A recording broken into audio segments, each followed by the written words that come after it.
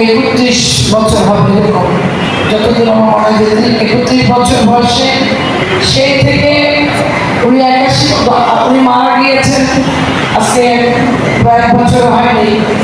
এই বাকি জীবনটা 1981 পর থেকে 30 মে পর থেকে তার যে জীবন নিয়ে তার যে যুদ্ধ, যে 30 মে শহীদ রাষ্ট্রপতি জিয়াউর রহমানের শহীদ হওয়ার পর থেকে তিনি একজন সাধারণ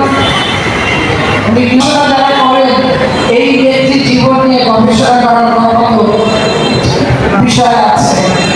যিনি তার জীবনকে উৎসর্গ করেছেন দেশের জন্য, যিনি তার সারা জীবনে আরামকে হারাম করেছেন এই দেশের জন্য, আনন্দ তার জীবনে যা কিছু সবকিছু দেশের জন্য এদেশের জনগণের জন্য করেছেন। আমরা আমাদের রাজনৈতিক জীবনে এই জায়গার মধ্যে অনেকেই ছাত্র নেতা আছেন, আমরা যারা শহীদ রাষ্ট্রপতি জিয়াউর রহমানের সান্নিধ্য পাইনি, কিন্তু আমাদের রাজনৈতিক জীবনই ম্যাডামের সাথে নিয়ে আমরা তাকে দিয়ে আমাদের রাজনৈতিক জীবন, আমাদের স্মৃতি, তার বিভিন্ন কথা আমাদের মনে পড়ে।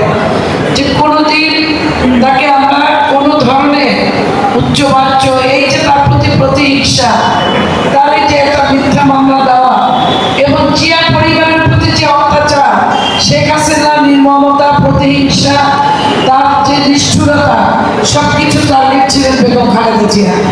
কেন?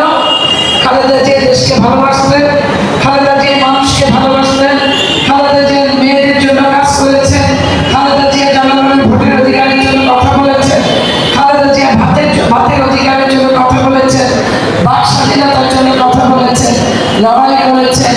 এটাই ছিল খালেদা জিয়ার অপরাধ।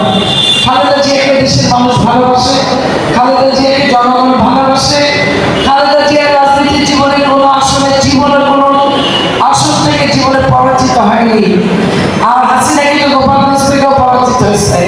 সুতরাং এইগুলো আমাদের ভাবতে হবে যে খালেদা জিয়ার অপরাধ কি। খালেদা জিয়ার অপরাধ, খালেদা জিয়া অত্যন্ত জনপ্রিয় ছিলেন, খালেদা জিয়া সৎ ছিলেন, খালেদা জিয়া মানবিক ছিলেন, খালেদা জিয়া একজন মজলুম নেত্রী ছিলেন, যার ভিতরে কোনো অন্যায় ছিল না, যিনি কোনো দুর্নীতির আশ্রয় নেন নাই, যার ভিতরে কোনো ধরনের আমরা দেখি নাই কোনো প্রতিহিংসা তার ভিতরে ছিল।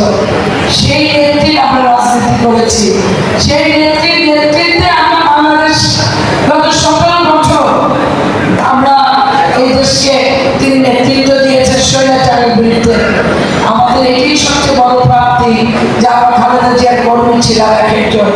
আমাদের নেতা শহীদ রাষ্ট্রপতি জিয়াউর রহমান, তার ইতিহাস বলতে গেলে তো তার মতো নেতা এই পৃথিবীতে আর জন্ম হবে না।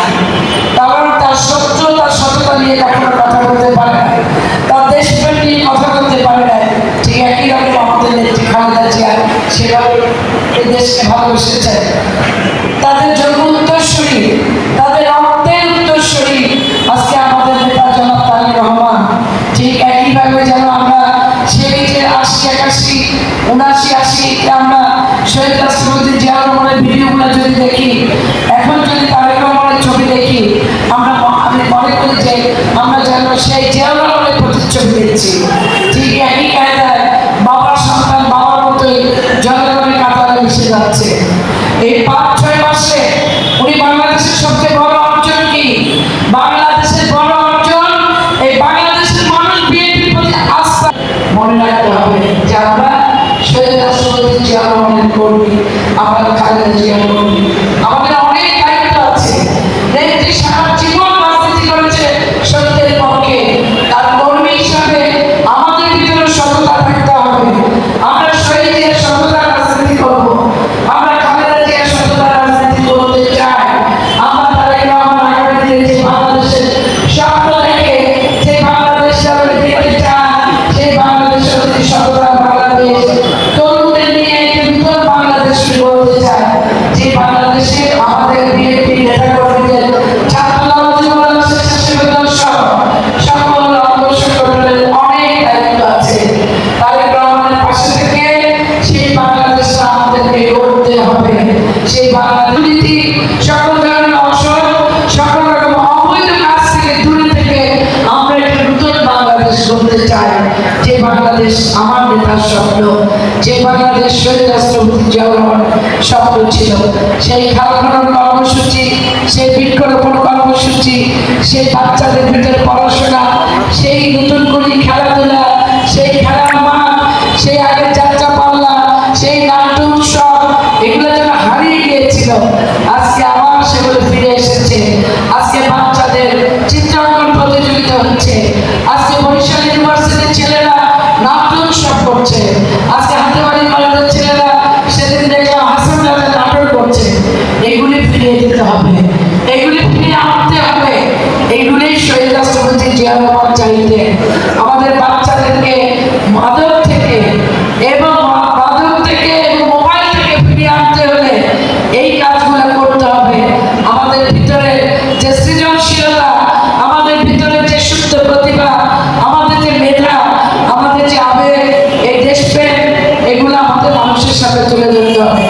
আমরা নেত্রীর জন্মদিনে এই শপথ করব, আমরা তার স্বপ্নের বাংলাদেশ, তিনি যে বাংলাদেশের জন্য মিথ্যা মামলা মাথায় নিয়ে একটি বারের জন্য তিনি একটা কথা বলেন নাই, তিনি মৃত্যুকে আলিঙ্গন করেছেন।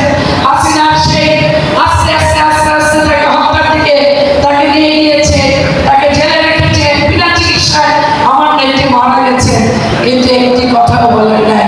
সুতরাং আমরা আমার নেত্রীর পথ অনুসরণ করে তার সেই সততার রাজনীতি করতে চাই, প্রতিহিংসার রাজনীতি বন্ধ করতে চাই, তবে প্রতিশোধ নিতে চাই না। কিন্তু কেউ যদি পায় পাওয়া দেয়, কেউ যদি বিশৃঙ্খলার সৃষ্টি করতে চায়, কেউ যদি সুন্দর সুন্দর বরিশালকে অশান্ত করতে চায়, তাদেরকে ছাড় দিতে রাজি না। আমরা বাংলাদেশকে নতুন বাংলাদেশের জন্য আমরা 17 বছর যুদ্ধ করেছি। এই বাংলাদেশকে আমাদের রক্ষা করার দায়িত্ব, এই বাংলাদেশকে আমাদের রক্ষা করতে হবে, যার জন্য আমাদের সবসময় প্রস্তুত থাকতে হবে। প্রতিশোধ না নিয়ে প্রতিশোধ দিব না, প্রতিহিংসা করবো না, কিন্তু তোমরা এসে যদি গায়ে এসে ধাক্কা দাও, তোমাদেরকে আমরা ছেড়েও দেব না। এই কথা মনে রেখে আগামী দিনে সবাইকে ভালো থাকা এবং আমার নেত্রী, আমার মা, আমাদের গণতন্ত্রের মাকে আল্লাহ সর্বোচ্চ জান্নাতের সর্বোচ্চ স্থানে জায়গা দিবে, এটাই আজকের দিনে তার জন্মদিনে আমাদের আল্লাহর কাছে একমাত্র চাওয়া। সবাইকে ধন্যবাদ। খোদা হাফেজ। বাংলাদেশ জিন্দাবাদ, জাতীয়তাবাদী দল জিন্দাবাদ, শহীদ জিয়া, খালেদা জিয়া, তারেক রহমান জিন্দাবাদ।